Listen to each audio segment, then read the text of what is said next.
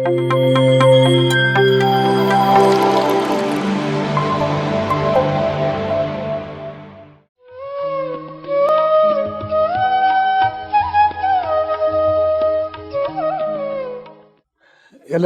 ನಮಸ್ಕಾರ. ಬ್ರಹ್ಮರ್ಷಿ ಪಿತಾಮಹ ಡಾಕ್ಟರ್ ಸುಭಾಷ್ ಪತ್ರಿಜಿಯವರು ಪ್ರಶ್ನೋತ್ತರಗಳಿಗೆ ಬಹಳಷ್ಟು ಪ್ರಾಮುಖ್ಯತೆಯನ್ನು ಕೊಡ್ತಾಯಿದ್ರು. ಆಧ್ಯಾತ್ಮಿಕ ವಿಚಾರಗಳನ್ನು ಚರ್ಚೆ ಮಾಡುವಾಗ ಆಸಕ್ತರು ವಿಶೇಷವಾಗಿ ವಿಚಾರಗಳ ಬಗ್ಗೆ ತಿಳ್ಕೊಳ್ಬೇಕು ಅಂತನ್ನೋರು ಪತ್ರಿಜಿಯವರನ್ನು ನಿರಂತರವಾಗಿ ಪ್ರಶ್ನಿಸ್ತಾ ಇದ್ದರು. ಪತ್ರಿಜಿಯವರು ಪ್ರಶ್ನೆಗಳನ್ನು ಕೇಳುವಂತೆ ಪಿರಮಿಡ್ ಮಾಸ್ಟರುಗಳಿಗೆ ಮತ್ತು ಧ್ಯಾನಿಗಳಿಗೆ ಉತ್ತೇಜನವನ್ನು ನೀಡ್ತಾಯಿದ್ರು. ಪತ್ರಿಜಿಯವರ ಜೊತೆ ನಾವುಗಳು ಪ್ರಯಾಣವನ್ನು ಮಾಡುವಾಗಲೂ ಕೂಡ ಸ್ವಾಮೀಜಿ ಒಂದು ಪ್ರಶ್ನೆಯನ್ನು ಕೇಳಿ ಅಂತಲೇ ಹೇಳ್ತಿದ್ರು. ಪತ್ರಿಜಿಯವರಿಗೆ ಪ್ರಶ್ನೆಗಳನ್ನು ಕೇಳೋದ್ರ ಮೂಲಕ ಅವರು ನೀಡುವ ಉತ್ತರವನ್ನು ನಾವು ತಿಳ್ಕೊಳ್ಳುವ ಮೂಲಕ ಈ ಆಧ್ಯಾತ್ಮಿಕ ವಿಷಯ ವಿಜ್ಞಾನವನ್ನು ಎಲ್ಲರೂ ಕೂಡ ತಿಳ್ಕೊಳ್ಳೋದಕ್ಕೆ ಸಾಧ್ಯ ಇದೆ. ಮತ್ತು ಪ್ರಶ್ನೋತ್ತರದ ಮಾರ್ಗ ಇದೆಯಲ್ಲ, ಈ ಮಾರ್ಗವೇ ತುಂಬ ಉತ್ತಮವಾದ ಒಂದು ಮಾರ್ಗ, ಸಂವಹನ ಮಾರ್ಗ ಅಂತ ಹೇಳಿ ಪತ್ರಿಜಿಯವರು ಹೇಳ್ತಿದ್ರು. ಹಾಗಾಗಿ ಪತ್ರಿಜಿಯವರು ಹಲವಾರು ಸಂದರ್ಭಗಳಲ್ಲಿ ಬೇರೆ ಬೇರೆ ವಿಚಾರವಾಗಿ ಬಂದಿರತಕ್ಕಂಥ ಎಲ್ಲ ಪ್ರಶ್ನೆಗಳನ್ನು ಸಮರ್ಥವಾಗಿ ಅವರು ಉತ್ತರವನ್ನು ಕೊಟ್ಟಿದ್ದಾರೆ, ಸರಳವಾಗಿ ಕೊಟ್ಟಿದ್ದಾರೆ. ಎಷ್ಟು ಚೆನ್ನಾಗಿ ಅವರು ಉತ್ತರ ಹೇಳ್ತಾ ಇದ್ರು ಅಂತಂತಂದರೆ, ಯಾಕೆ ನೀವು ಪ್ರಶ್ನೆಗಳನ್ನು ಕೇಳಿ ಅಂತ ಹೇಳ್ತೀರಾ ಅಂತ ನಾವು ಕೇಳಿದ್ರೆ ಅವ್ರು ಹೇಳ್ತಿದ್ರು, ಪ್ರಶ್ನೋತ್ತರದ ಒಂದು ಗೋಷ್ಠಿ ಇದೆಯಲ್ಲ, ಇದು ಬಹಳ ವಿಶಿಷ್ಟವಾದ ಒಂದು ಮಾರ್ಗ. ವಿಚಾರವನ್ನು ವಿಷಯವನ್ನು ತಿಳಿದುಕೊಳ್ಳೋದಕ್ಕೆ ಬಹಳ ವಿಶೇಷವಾದ ಒಂದು ಮಾರ್ಗ, ಒಂದು ಉತ್ತಮವಾದ ಸಾಧನ. ಎಷ್ಟೋ ಜನಕ್ಕೆ ಒಂದೇ ರೀತಿಯ ಪ್ರಶ್ನೆಗಳಿರುತ್ತೆ, ಎಲ್ಲರಿಗೂ ಕೂಡ ಆ ಉತ್ತರ ಉಪಯುಕ್ತವಾಗುತ್ತೆ. ಆ ಕಾರಣಕ್ಕಾಗಿ ಪ್ರಶ್ನೆ ಮತ್ತು ಉತ್ತರಗಳ ಮೂಲಕ ಆಧ್ಯಾತ್ಮಿಕ ವಿಷಯ ಜ್ಞಾನವನ್ನು ಕೊಡ್ತಕ್ಕಂಥದ್ದು ಒಂದು ವಿಶಿಷ್ಟವಾದ ಒಂದು ಪ್ರಕ್ರಿಯೆ ಅಂತ ಹೇಳ್ತಾ ಇದ್ರು ಪತ್ರಿಜಿ.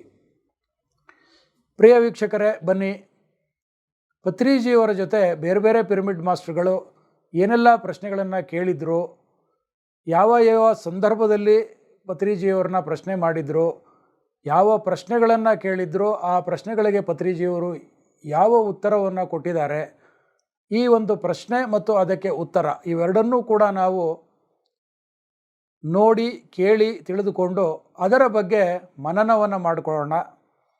ನಾನು ನಿಮಗೆ ಪತ್ರಿಜಿಯವರ ಜೊತೆ ಇದ್ದಂಥ ಪಿರಮಿಡ್ ಮಾಸ್ಟರ್ ಯಾರು ಅಂತ ಹೇಳಿ ತಿಳಿಸಿ, ಅವರು ಕೇಳಿದಂಥ ಒಂದೊಂದೇ ಪ್ರಶ್ನೆಗಳನ್ನು ನಿಮಗೆ ನಾನು ತಿಳಿಸ್ತೇನೆ. ಹಾಗೆ ಆ ಪ್ರಶ್ನೆಗಳಿಗೆ ಪತ್ರಿಜಿಯವರು ಯಾವ ಉತ್ತರಗಳನ್ನು ಹೇಳಿದರು ಅಂತನ್ನೋದನ್ನು ನಾನು ಹೇಳ್ತೇನೆ. ಪತ್ರಿಜಿಯವರ ಉತ್ತರವನ್ನು ನಾನು ಹೇಳಿದ ನಂತರ ನನ್ನದೇ ಮಾತುಗಳಲ್ಲಿ ಪತ್ರಿಜಿಯವರ ಉತ್ತರ ಮತ್ತು ಈ ಪ್ರಶ್ನೆಯ ಹಿನ್ನೆಲೆ, ಪತ್ರಿಜಿಯವರು ಯಾಕೆ ಆ ರೀತಿ ಉತ್ತರಗಳನ್ನು ಯಾವ ಸಂದರ್ಭದಲ್ಲಿ ಕೊಟ್ಟರು ಅಂತನ್ನೋದಕ್ಕೆ ನನ್ನದೇ ಆದಂತಹ ನನ್ನ ಅಭಿಪ್ರಾಯವನ್ನು ತಿಳಿಸೋದಕ್ಕೆ ನಾನು ಇಷ್ಟಪಡ್ತೇನೆ. ನೀವು ಕೂಡ ನನ್ನ ಅಭಿಪ್ರಾಯನ ಒಪ್ಪಬೇಕು ಅಂತೇನಿಲ್ಲ, ಆದರೆ ಪತ್ರಿಜಿಯವರು ಯಾವ ಪ್ರಶ್ನೆಗೆ ಏನನ್ನು ಹೇಳಿದ್ದಾರೆ ಅಂತನ್ನೋದರ ಮನನವನ್ನು ಮಾಡಿಕೊಳ್ತಕ್ಕಂಥದ್ದು ನಿಮಗೆ ಬಿಟ್ಟದ್ದು. ನಾನು ಏನು ಮನನ ಮಾಡಿಕೊಂಡಿದ್ದೇನೆ, ನಾನೇನು ಅರ್ಥ ಮಾಡಿಕೊಂಡೆ ಅದನ್ನು ಅಂತನ್ನೋದನ್ನ ನನ್ನ ಅಭಿಪ್ರಾಯದಲ್ಲಿ ನಾನು ಹೇಳ್ತೇನೆ. ನನ್ನ ಅಭಿಪ್ರಾಯವನ್ನು ನೀವು ಒಪ್ಪಲೇಬೇಕು ಅಂತ ಏನೂ ಇಲ್ಲ. ನಿಮ್ಮ ಅಭಿಪ್ರಾಯವನ್ನು ನೀವು ಹೊಂದುವುದಕ್ಕೆ ನೀವು ಸ್ವತಂತ್ರರಿದ್ದೀರಿ. ಆದರೆ ಒಂದಂತೂ ಸತ್ಯ, ಪತ್ರಿಜಿಯವರಿಗೆ ಯಾವುದೇ ಒಂದು ಪ್ರಶ್ನೆಯನ್ನು ಕೇಳಿದ ನಂತರ ಅವರು ಕೊಡುವ ಉತ್ತರದ ಮೇಲೆ ನಾವು ವ್ಯಾಖ್ಯಾನವನ್ನು ಮಾಡುವ ಅವಶ್ಯಕತೆ ಇರುವುದಿಲ್ಲ. ಯಾಕೆಂತಂದರೆ ಅಷ್ಟೊಂದು ಸರಳವಾಗಿ, ಸಮರ್ಪಕವಾಗಿ, ಪರಿಪೂರ್ಣವಾಗಿ ಅವರು ಉತ್ತರ ಕೊಟ್ಟಿರ್ತಾರೆ.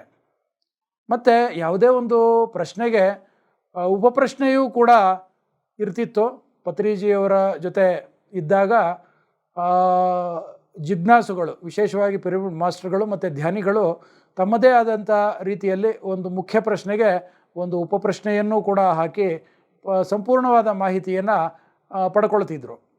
ಪಿರಮಿಡ್ ಸ್ಪಿರಿಚುವಲ್ ಸೊಸೈಟೀಸ್ ಮೂಮೆಂಟ್ನ ಸದಸ್ಯರು, ಪಿರಮಿಡ್ ಮಾಸ್ಟರುಗಳು ಮತ್ತು ಧ್ಯಾನಿಗಳು ಮತ್ತು ಇದು ಯಾರೂ ಕೂಡ ಅಲ್ಲದವರು ಕೂಡ ಸರಳವಾದ ಒಂದು ಉಪನ್ಯಾಸದಲ್ಲಿ ಭಾಗವಹಿಸಿದಂತಹ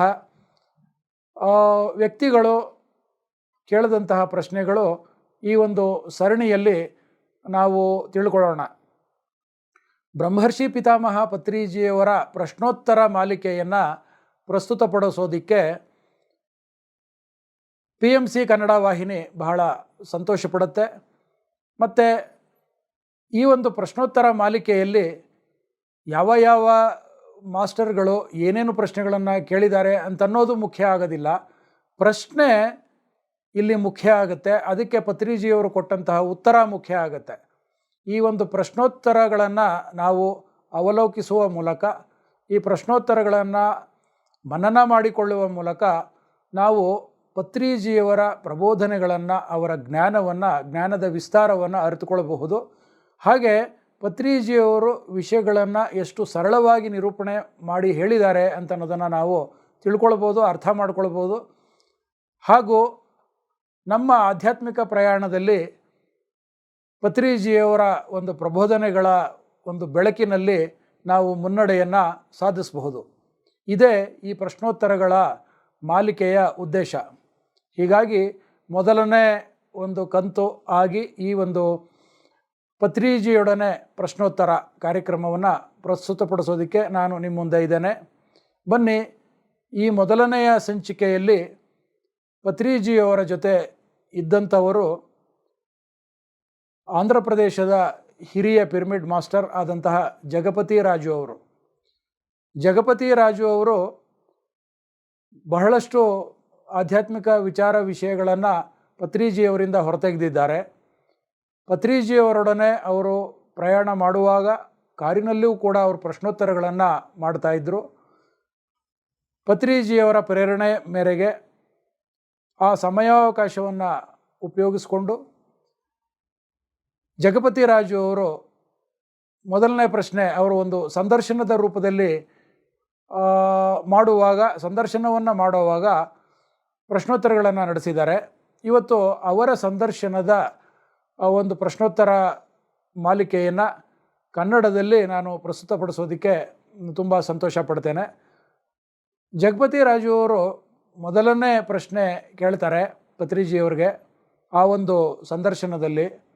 ಆ ಪ್ರಶ್ನೆ ಹೀಗಿದೆ: ಸತ್ಯ ತಿಳಿದುಕೊಂಡರೂ ಕೂಡ ಸತ್ಯಪೂರ್ವಕವಾಗಿ ಏಕೆ ನಾವು ಜೀವಿಸಲಾರದೆ ಹೋಗುತ್ತಿದ್ದೇವೆ? ಇದು ಜಗಪತಿ ರಾಜು ಅವರ ಪ್ರಶ್ನೆ. ಈ ಪ್ರಶ್ನೆಗೆ ಪತ್ರಿಜಿಯವರು ನೀಡಿದ ಉತ್ತರ ಏನು ಎಂಬುದನ್ನು ನಾನು ನಿಮಗೆ ತಿಳಿಸ್ತೇನೆ. ಈಗ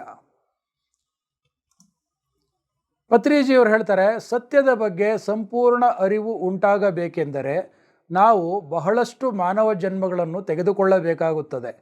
ಭಗವದ್ಗೀತೆಯಲ್ಲಿ ಹೇಳಿರುವಂತೆ ಸಾವಿರಾರು ಮನುಷ್ಯರಲ್ಲಿ ಸತ್ಯವನ್ನು ತಿಳಿದುಕೊಳ್ಳಬೇಕು ಎಂದುಕೊಳ್ಳುವವರು ಸ್ವಲ್ಪವೇ ಜನರಾದರೆ, ಅದರಲ್ಲೂ ಸತ್ಯವನ್ನು ತಿಳಿದುಕೊಳ್ಳಲು ಪ್ರಯತ್ನಿಸುವವರು ಇನ್ನೂ ಸ್ವಲ್ಪ.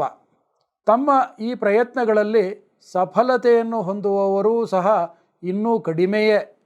ಅಂತಿಮವಾಗಿ ಸತ್ಯ ಸಾಕ್ಷಾತ್ಕಾರವನ್ನು ಹೊಂದಿರುವವರೇ ಸತ್ಯಪೂರ್ವಕವಾಗಿ ಜೀವಿಸುತ್ತಾ ಇರುತ್ತಾರೆ. ಇದೆಲ್ಲವೂ ಕೂಡ ಒಂದು ಅದ್ಭುತವಾದ ವಿಕಾಸ ಪ್ರಕ್ರಿಯೆ. ಇದರಲ್ಲಿ ಯಾರೂ ಹೆಚ್ಚಲ್ಲ, ಯಾರೂ ಕಡಿಮೆಯಲ್ಲ. ಕಡಿಮೆ ಜನ್ಮಗಳ ಜ್ಞಾನದೊಂದಿಗೆ ಕೂಡಿದ ಶೈಶವಾತ್ಮ ಮೊದಲುಗೊಂಡು ಹೆಚ್ಚು ಜನ್ಮಗಳ ಸಂಪೂರ್ಣ ಜ್ಞಾನದೊಂದಿಗೆ ಕೂಡಿದ ವೃದ್ಧಾತ್ಮದವರೆಗೂ ಪ್ರತಿಯೊಬ್ಬರ ಸ್ಥಿತಿಯು ಉನ್ನತಾತ್ಮವಾದದ್ದೇ. ಈ ಸತ್ಯ ತಿಳಿದುಕೊಂಡು ನಾವು ನಿನ್ನೆಗಿಂತ ಈ ದಿನ ಸ್ವಲ್ಪವಾದರೂ ಸುಧಾರಣೆಯಾಗಿದ್ದೇವೆಯೇ ಅಥವಾ ಇಲ್ಲವೇ ಎನ್ನುವ ಅರಿವಿನೊಂದಿಗೆ ಜೀವಿಸುವುದೇ ಸತ್ಯಪೂರ್ವಕವಾದ ಜೀವನ ವಿಧಾನ. ನೋಡಿ ವೀಕ್ಷಕರೇ, ಎಂತಹ ಅದ್ಭುತವಾದ ಒಂದು ಉತ್ತರವನ್ನು ಪತ್ರಿಜಿಯವರು ಕೊಟ್ಟಿದ್ದಾರೆ. ಸತ್ಯದಲ್ಲಿ ಬದುಕುವುದು ಎಂದರೆ ಏನು, ಸತ್ಯ ಎಂದರೇನು ಅಂತನ್ನೋದೇ ವಿಶಿಷ್ಟವಾದ ಒಂದು ಪರಿಕಲ್ಪನೆ. ಯಾವುದು ಶಾಶ್ವತವಾಗಿ ಇರುತ್ತದೆಯೋ ಈ ಜಗತ್ತಿನಲ್ಲಿ ಅದು ಸತ್ಯ. ಪತ್ರಿಜಿಯವರು ಆಗಾಗ ಹೇಳ್ತಾ ಇರ್ತಾರೆ, ಸತ್ಯ ಅಂತನ್ನೋದನ್ನು ನಾವು ತಿಳ್ಕೊಳ್ಳೇಬೇಕು, ಸತ್ಯವೇ ದೇವರು ಅಂತ ಮಹಾತ್ಮ ಗಾಂಧೀಜಿಯವರು ಕೂಡ ಹೇಳಿದ್ದಾರೆ. ಅಂದರೆ ಸತ್ಯ ಅಂದರೆ ಏನು ಅಂತನ್ನೋದನ್ನು ತಿಳ್ಕೊಳ್ಳೋದೇ ಒಂದು ದೊಡ್ಡ ಒಂದು ಸಾಧನೆ. ಇನ್ನು ಅದನ್ನು ತಿಳ್ಕೊಂಡ ನಂತರ ಆ ಸತ್ಯದಲ್ಲಿ ಜೀವಿಸುವುದು ಭಾಳ ಮುಖ್ಯ. ಸತ್ಯದಲ್ಲಿ ಜೀವಿಸುವುದು ಎಂದರೆ ಏನು ಅಂತನ್ನೋದು ಪತ್ರಿಜಿಯವರ ಒಂದು ಪರಿಕಲ್ಪನೆ. ನಾವು ಜನ್ಮಾಂತರಗಳಿಂದ ಹುಟ್ಟು ಬರ್ತಾ ಇದ್ದೇವೆ. ಪ್ರತಿ ಜನ್ಮದಲ್ಲೂ ಕೂಡ ನಾವು ಆಧ್ಯಾತ್ಮಿಕ ವಿಚಾರಗಳನ್ನು, ಆತ್ಮಜ್ಞಾನವನ್ನು ತಿಳ್ಕೊಳ್ಳೋದಕ್ಕೆ ನಾವು ತವಕಿಸ್ತಾ ಇರ್ತೇವೆ. ನಮಗೆ ಸರಿಯಾದ ಗುರು ಸಿಕ್ಕಿದಾಗ ನಮಗೆ ಆ ಜ್ಞಾನವೂ ಕೂಡ ಸಿಗುತ್ತೆ. ಆದರೆ ಈ ಸತ್ಯಗಳಲ್ಲಿ ಒಬ್ಬರಿಗೆ ಒಂದು ಸತ್ಯ, ಇನ್ನೊಬ್ಬರಿಗೆ ಒಂದು ಸತ್ಯ ಇಲ್ಲ ಅಂಥೇಳಿ ಪತ್ರಿಜಿಯವರು ಹೇಳಿದ್ದಾರೆ. ಒಂದು ಸರಿ ಗುರುಗಳಿಂದ ನಾವು ಸತ್ಯ ಏನು ಅಂತ ತಿಳ್ಕೊಂಡ ನಂತರ ಆ ಸತ್ಯವನ್ನು ನಮ್ಮ ಜೀವನದಲ್ಲಿ ಅಳವಡಿಸ್ಕೊಳ್ಬೇಕು ಅಂತ ಒಂದು ಪ್ರಯತ್ನವನ್ನು ಮಾಡಬೇಕು. ಅದಕ್ಕಾಗಿ ನಾವು ಹಲವಾರು ಹಂತದಲ್ಲಿ ಶೈಶವಾತ್ಮ, ಬಾಲ್ಯಾತ್ಮ, ವೃದ್ಧಾತ್ಮ ಮತ್ತು ಮಹಾ ಆತ್ಮವಾಗಿ ನಾವು ಪರಿವರ್ತನೆಗೊಳ್ತೀವಿ ಅಂಥೇಳಿ ಪತ್ರಿಜಿಯವರು ಇಲ್ಲಿ ಒಂದೊಂದು ಆತ್ಮದ ಹಂತವನ್ನು ಕೂಡ ಹೇಳ್ತಿದ್ದಾರೆ. ಸತ್ಯದಲ್ಲಿ ಜೀವಿಸುವ ಒಂದು ಹಂತಕ್ಕೆ ಬರಬೇಕಾದ್ರೆ ಅದು ನಿಜವಾಗಿಯೂ ಕೂಡ ಮಹಾತ್ಮನ ಹಂತದವರೆಗೆ ನಾವು ಬರಬೇಕಾಗತ್ತೆ. ಇದಿಷ್ಟನ್ನು ಅವರು ಉತ್ತರವಾಗಿ, ಸತ್ಯದಲ್ಲಿ ಜೀವಿಸುವುದು ಅದರ ಪ್ರಯತ್ನ ಮಾಡೋದೇ ವಿಶಿಷ್ಟ. ಲೌಕಿಕದಲ್ಲಿ ಇದ್ದೂ ಕೂಡ ಮೊದಲನೇ ಬಾರಿಗೆ ನಾವು ಸತ್ಯ ಅಂದರೆ ಏನು ಅಂತ ತಿಳ್ಕೊಳ್ಬೇಕು. ತದನಂತರ ಆ ಸತ್ಯವನ್ನು ನಮ್ಮ ಜೀವನದಲ್ಲಿ ಅಳವಡಿಸ್ಕೊಳ್ಳುವ ಪ್ರಯತ್ನವನ್ನು ಮಾಡಬೇಕು. ಅಳವಡಿಸ್ಕೊಂಡ ಆ ಸತ್ಯದ ಜೀವನವನ್ನು ಸಾಕ್ಷಾತ್ಕರಿಸ್ಕೊಳ್ಳೋದಕ್ಕೋಸ್ಕರ ನಾವು ಈ ಲೌಕಿಕದಲ್ಲಿ ಇದ್ದೇ ನಿರ್ವಾಣವನ್ನು ಸಾಧಿಸಬೇಕು. ಅಂತಹ ಒಂದು ಸವಾಲಿನ ಕೆಲಸ ಇರೋದರಿಂದ ಸತ್ಯದಲ್ಲಿ ನಡೆಯುವಂಥದ್ದು ನಿಜವಾಗಲೂ ಕೂಡ ಸವಾಲಿನ ವಿಷಯವೇ ಹೌದು ಅಂಥೇಳಿ ಪತ್ರಿಜಿಯವರು ಕೂಡ ಬೇರೆ ಬೇರೆ ಸಂದರ್ಭದಲ್ಲಿ ಒಪ್ಕೊಳ್ತಾರೆ. ಇದಿಷ್ಟು ಈ ಮೊದಲನೆಯ ಪ್ರಶ್ನೆ ಮತ್ತು ಉತ್ತರಕ್ಕೆ ನನ್ನ ಒಂದು ಅಭಿಪ್ರಾಯ. ಮತ್ತು ಪತ್ರಿಜಿಯವರು ಬೇರೆ ಬೇರೆ ಸಂದರ್ಭದಲ್ಲಿ ಒಂದೇ ರೀತಿಯ ಪ್ರಶ್ನೆಗಳಿಗೆ ಹೆಚ್ಚಿನ ಆಯಾಮದಲ್ಲಿ ಇರತಕ್ಕಂಥ ವಿವರಣೆಗಳನ್ನು ಕೂಡ ಕೊಟ್ಟಿದ್ದಾರೆ. ಈಗ ಎರಡನೇ ಪ್ರಶ್ನೆಗೆ ನಾವು ಹೋಗೋಣ. ಜಗಪತಿ ರಾಜು ಅವರು ಮುಂದುವರೆದು ಈ ಭಯದ ಬಗ್ಗೆ ಒಂದು ಪ್ರಶ್ನೆಯನ್ನು ಕೇಳ್ತಾರೆ. ಅವರ ಪ್ರಶ್ನೆ ಹೀಗಿದೆ, ಭಯವನ್ನು ಹೋಗಲಾಡಿಸಿಕೊಳ್ಳುವುದು ಹೇಗೆ ಅಂತ ಅವ್ರು ಕೇಳ್ತಾರೆ. ಪತ್ರಿಜಿಯವರು ಅದಕ್ಕೆ ಉತ್ತರ ಹೇಳ್ತಾ ಹೀಗಂತಾರೆ, ಈ ಪ್ರಪಂಚದಲ್ಲಿ ಇರುವ ಅರ್ಧದಷ್ಟು ಜನರಿಗೆ ಸಾವು ಎಂದರೆ ಭಯ, ಇನ್ನರ್ಧ ಜನರಿಗೆ ಬದುಕು ಎಂದರೆ ಭಯ, ಇನ್ನರ್ಧ ಜನರಿಗೆ ಸಂಸಾರವೆಂದರೆ ಭಯ, ಇನ್ನಷ್ಟು ಜನರಿಗೆ ಸನ್ಯಾಸ ಎಂದರೆ ಭಯ. ನೋಡಿ ಹೇಗಿದೆ, ವಿವಿಧ ರೀತಿಯ ಭಯಗಳು. ಹೀಗೆ ಭಯ ಎನ್ನುವುದು ಪ್ರತಿಯೊಬ್ಬರಿಗೂ ಇರುತ್ತದೆ ಮತ್ತು ಅಂತಹ ಭಯಗಳಿಂದಲೇ ಅನೇಕಾನೇಕ ಸಂದೇಹಗಳೂ ಸಹ ಹುಟ್ಟುತ್ತವೆ. ಕುರುಕ್ಷೇತ್ರ ಸಂಗ್ರಾಮದಲ್ಲಿ ಅರ್ಜುನನಿಗೆ ಯುದ್ಧದ ಬಗ್ಗೆ ಉಂಟಾದ ಭಯದಿಂದ ಅನೇಕಾನೇಕ ಸಂದೇಹಗಳು ಹುಟ್ಟಿ ಬಂದವು. ಶಸ್ತ್ರಾಸ್ತ್ರಗಳನ್ನು ಕೆಳಗೆ ಹಾಕಿ ಯುದ್ಧರಂಗದ ಮಧ್ಯದಲ್ಲಿಯೇ ಕುಳಿತುಕೊಂಡು ಒಬ್ಬ ಹೇಡಿಯಂತೆ ಭಯವನ್ನು ನಟಿಸುತ್ತಾ ಲೋಕದಲ್ಲಿ ಇರುವವರೆಲ್ಲರ ಪರವಾಗಿ ವಕಾಲತ್ತು ತೆಗೆದುಕೊಂಡು ಶ್ರೀಕೃಷ್ಣನನ್ನು ಅನೇಕಾನೇಕ ಸಂದೇಹಗಳನ್ನು ಕೇಳಿದನು ಅರ್ಜುನ. ಮತ್ತು ಈ ಲೋಕಕ್ಕೆ ಭಗವದ್ಗೀತೆ ದೊರೆಯುವುದಕ್ಕೆ ಅರ್ಜುನನೇ ಹೀಗೆ ಕಾರಣವಾದನು. ಹೀಗೆ ಕೆಲವೊಮ್ಮೆ ಸುಜ್ಞಾನಿಗಳಿಗೆ ಆಗುವ ಭಯದಿಂದ ಲೋಕಕ್ಕೆ ಉಪಕಾರವೂ ಸಹ ಆಗುತ್ತದೆ. ಆದ್ದರಿಂದ ಭಯವನ್ನು ನೆನಪಿಸಿಕೊಂಡು ಸುಮ್ಮನೆ ಭಯಪಡುತ್ತಾ ಕುಳಿತುಕೊಳ್ಳದೆ ಭಯರಹಿತರಾಗಿ ಇರುವವರೊಂದಿಗೆ ನಾವು ಬೆರೆತು ತಿರುಗಾಡುತ್ತಾ ಅವರೊಂದಿಗೆ ಇದ್ದರೆ ನಮಗೆ ಒಳ್ಳೆಯದಾಗುತ್ತದೆ ಹೀಗೆನ್ನುತ್ತಾರೆ ಪತ್ರಿಜಿ. ಅಂದರೆ ಆ ಭಯಗಳಲ್ಲಿ ಹಲವಾರು ವಿಧಗಳು. ಸಾವು ಅಂತನ್ನುವಂಥ ಒಂದು ವಿಷಯ ನೆನಪು ಆದರೆ ಸಾಕು, ಎಲ್ಲರಿಗೂ ಕೂಡ ಸಹಜವಾಗಿ ಭಯ ಆಗುತ್ತೆ. ಪತ್ರಿಜಿಯವರು ಬೇರೆ ಬೇರೆ ಸಂದರ್ಭದಲ್ಲಿ ಹೇಳ್ತಾ ಇರ್ತಾರೆ, ಈ ಜಗತ್ತಿನಲ್ಲಿ ಸಾಮಾನ್ಯವಾಗಿ ನಾವು ಹೇಳಬೇಕು ಅಂತಂತಂದರೆ ಅತ್ಯಂತ ಹೆಚ್ಚಿನ ದೊಡ್ಡ ಮಟ್ಟದ ಅತಿ ದೊಡ್ಡ ಭಯ ಅಂತಂದರೆ ಸಾವಿನ ಭಯ ಅಂತ. ಯಾಕೆ ಅಂತಂತಂದರೆ ಅಜ್ಞಾನ. ಸಾವು ಅಂತಂದರೆ ಈ ದೇಹಕ್ಕೆ ಮಾತ್ರ ಇದೆ, ಆತ್ಮ ಶಾಶ್ವತವಾಗಿರುತ್ತೆ. ಆತ್ಮ ಅಂತನ್ನೋದು ಸನಾತನ, ಅದಕ್ಕೆ ಆದಿ ಇಲ್ಲ ಅಂತ್ಯವಿಲ್ಲ ಅಂತನ್ನೋದು ತಿಳ್ಕೊಂಡ್ರೆ ನಾವು, ಅಂದರೆ ನಿಜವಾದ ಆತ್ಮಜ್ಞಾನವನ್ನು ತಿಳ್ಕೊಂಡ್ರೆ ಸಾವಿನ ಭಯ ಇರೋದಿಲ್ಲ ಅಂಥೇಳಿ ಪತ್ರಿಜಿಯವರು ಹೇಳಿದ್ದಾರೆ. ಹಾಗಾಗಿ ಈ ಭಯ ಅನ್ನೋದ್ರ ಬಗ್ಗೆ ಅವರು ಸಂಕ್ಷಿಪ್ತವಾಗಿ ಹೇಳಿದ್ದಾರೆ. ಒಬ್ಬೊಬ್ಬರಿಗೆ ಒಂದೊಂದು ರೀತಿಯ ಭಯ ಇರುತ್ತೆ. ಯಾವುದೇ ಜವಾಬ್ದಾರಿಗಳಿಲ್ಲ, ಸಾಂಸಾರಿಕ ಹೊಣೆಗಾರಿಕೆಗಳಿಲ್ಲ ಅಂತಂತಂದರೆ ಒಬ್ಬ ಸನ್ಯಾಸಿಗೂ ಕೂಡ ಭಯ ಇರುತ್ತೆ ಅಂತ. ಆತನಿಗೆ, ಸನ್ಯಾಸಿಗೆ ಲೌಕಿಕ ಜೀವನದ ಬಗ್ಗೆ ಭಯ ಇದ್ದರೆ, ಲೌಕಿಕದಲ್ಲಿ ಇರ್ತಕ್ಕಂಥ ವ್ಯಕ್ತಿಗೆ ಸನ್ಯಾಸದ ಬಗ್ಗೆ ಭಯ ಇರುತ್ತೆ. ಹೀಗೆ ಪರಸ್ಪರ ವಿಚಾರ ವಿಷಯಗಳಲ್ಲಿ, ಅಂದರೆ ಅಜ್ಞಾನ, ಅದರ ಬಗ್ಗೆ ತಿಳಿದಿಲ್ಲ ಅಂತಂತಂದರೆ, ಅದರ ಬಗ್ಗೆ ಯಾವುದೋ ಒಂದು ವಿಷಯದ ಬಗ್ಗೆ ತಿಳಿದಿಲ್ಲ ಅಂತಂತಂದರೆ ಅದರ ಬಗ್ಗೆ ಭಯ ಅಂತನ್ನೋದು ಸಹಜವಾಗಿರುತ್ತೆ. ಆ ಭಯದಿಂದ ನಾವು ಹೊರಬರಬೇಕು ಅಂತಂತಂದರೆ ನಾವು ಜ್ಞಾನವನ್ನು ಪಡಿಬೇಕು ಅಂಥೇಳಿ ಪತ್ರಿಜಿಯವರು ತಿಳಿಸ್ಕೊಟ್ಟಿದ್ದಾರೆ. ಯಾವುದರ ಬಗ್ಗೆ ನಮಗೆ ತಿಳಿದಿಲ್ಲವೋ ಅದರ ಬಗ್ಗೆ ಭಯ ಅನ್ನೋದು ಸಹಜ. ಆದರೆ ಆ ವಿಚಾರದ ಬಗ್ಗೆ ನಾವು ಹೆಚ್ಚಿನ ಜ್ಞಾನವನ್ನು ಪಡ್ಕೊಂಡ್ರೆ ಆ ಭಯ ತಾನಾಗಿಯೇ ಕೂಡ ಇಲ್ಲವಾಗುತ್ತೆ ಅಂತನ್ನೋದು. ಸಾವಿನ ಬಗ್ಗೆ ಕೂಡ ಅಷ್ಟೇ. ಸಾವು ಅಂತಂತಂದರೆ ಈ ದೇಹಕ್ಕಷ್ಟೇ ಇದೆ, ಈ ಆತ್ಮ ಶಾಶ್ವತವಾಗಿದೆ ಅಂತಂದಾಗ ನಿಜವಾಗಲೂ ಸಾವು ಎನ್ನುವುದು ಇಲ್ಲವೇ ಇಲ್ಲ ಅಂತ ಹೇಳಿ ನಾವು ಅರಿತುಕೊಳ್ತೇವೆ. ಹಾಗಾಗಿ ಸಾವಿನ ಭಯ ನಮಗೆ ಇಲ್ಲವಾಗುತ್ತೆ. ಇದು ಜಗಪತಿ ರಾಜು ಅವರು ಕೇಳಿದಂತಹ ಎರಡನೇ ಪ್ರಶ್ನೆ. ಮತ್ತು ನನ್ನ ಒಂದು ಪತ್ರಿಜಿಯವರು ಹೇಳಿರ್ತಕ್ಕಂಥ ಒಂದು ಉತ್ತರಕ್ಕೆ ನನ್ನ ಒಂದು ಸಣ್ಣ ಸಂಕ್ಷಿಪ್ತ ವಿವರಣೆ. ಈಗ ಮೂರನೇ ಪ್ರಶ್ನೆಗೆ ಹೋಗೋಣ. ಜಗಪತಿ ರಾಜು ಅವರು ತಮ್ಮ ಸಂದರ್ಶನವನ್ನು ಮುಂದುವರಿಸ್ತಾರೆ. ಮೂರನೇ ಪ್ರಶ್ನೆಗೆ ಹೋಗ್ತಾರೆ.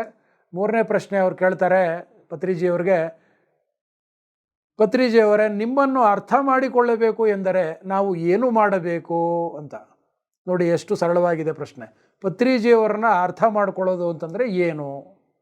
ಪತ್ರಿಜಿಯವರನ್ನ ಅರ್ಥ ಮಾಡ್ಕೊಳ್ಳೋದು ಅಥವಾ ಒಬ್ಬ ವ್ಯಕ್ತಿಯನ್ನು ಇನ್ನೊಬ್ಬ ವ್ಯಕ್ತಿ ಅರ್ಥ ಮಾಡ್ಕೊಳ್ಳೋದು ಅಂತಂದರೆ ಏನು?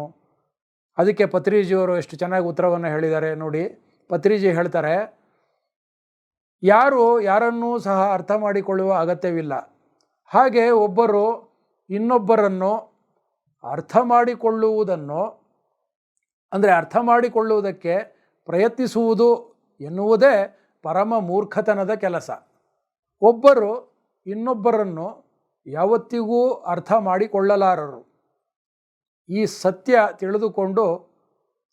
ಸತ್ಯವನ್ನು ತಿಳಿದುಕೊಂಡ ಆತ್ಮಜ್ಞಾನಿ ಇತರರನ್ನು ಅರ್ಥ ಮಾಡಿಕೊಳ್ಳುತ್ತಾ ತನ್ನ ಸಮಯವನ್ನು ವ್ಯರ್ಥ ಮಾಡಿಕೊಂಡು ಅವಸ್ಥೆಗಳನ್ನು ಪಡದೆ ಸ್ವಯಂ ಅಂತರಂಗ ಪರಿಶೀಲನೆಯಿಂದ ತನ್ನನ್ನು ತಾನು ಸಂಪೂರ್ಣವಾಗಿ ಅರ್ಥ ಮಾಡಿಕೊಳ್ಳುತ್ತಾ ಆತ್ಮವತ್ ಜೀವನವನ್ನು ನಡೆಸಲು ಸದಾ ಪ್ರಯತ್ನಿಸುತ್ತಿರುತ್ತಾನೆ.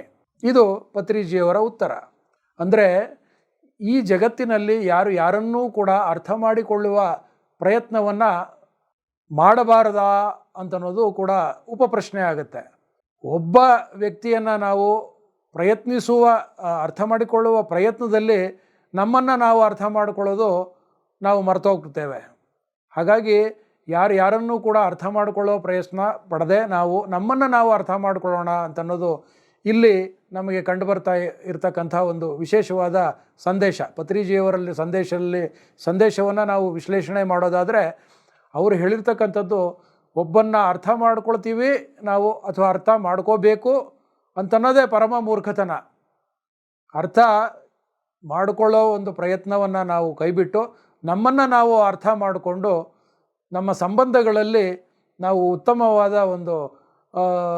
ಒಂದು ಬಾಂಧವ್ಯವನ್ನು ಮಾಡ್ಕೊಳ್ಳೋದಕ್ಕೆ ಪ್ರಯತ್ನ ಪಡಬಹುದು. ಒಬ್ಬ ವ್ಯಕ್ತಿ ಇನ್ನೊಬ್ಬ ವ್ಯಕ್ತಿಯನ್ನು ಅರ್ಥ ಮಾಡಿಕೊಂಡು ಅದರಂತೆ ನಡೆಯುವ ಒಂದು ಪ್ರಯತ್ನ ಮಾಡೋದು ಬಹಳ ಕಷ್ಟಕರವಾಗಿ ಇರತಕ್ಕಂಥ ಕೆಲಸ. ಅರ್ಥ ಮಾಡ್ಕೊಳ್ತಕ್ಕಂಥ ಕೆಲಸವನ್ನು ನಾವು ಮಾಡೋದು ಬೇಡ.